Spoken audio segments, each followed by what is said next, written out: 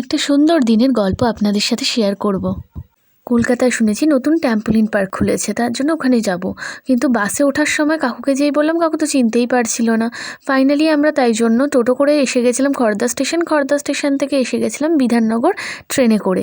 তারপরে নামার পরে যখন বাসে উঠলাম জানতে পারলাম যে ওই জায়গাটা ঠিকঠাক চেনেন না কাকুরা।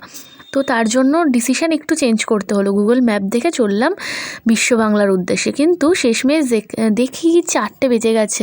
আর সেই রকম সময় না বিশ্ব বাংলার ক্লোজ থাকে।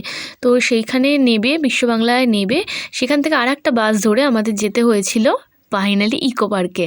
ইকো পার্ক তো এর আগে অনেকবারই গেছি, কিন্তু আপনাদের কতবার ঘোরা সেটা কিন্তু কমেন্ট করে জানাবেন।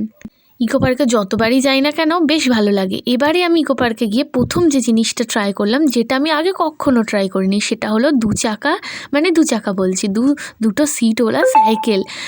অনেক দিন পর সাইকেলের মধ্যে বসে ভীষণ মজা লাগছিলো আর ভীষণ ভয়ও লাগছিলো।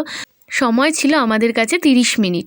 সেই ভিডিও নিয়ে আসছি পার্ট 2তে। ইকো পার্ক পার্ট 2 এর ভিডিওতে পুরোটা দেখতে পেয়ে যাবেন। আমরা কিন্তু প্রচুর মজা করেছি। আর সামনেই হচ্ছিল হস্তশিল্পের মেলা।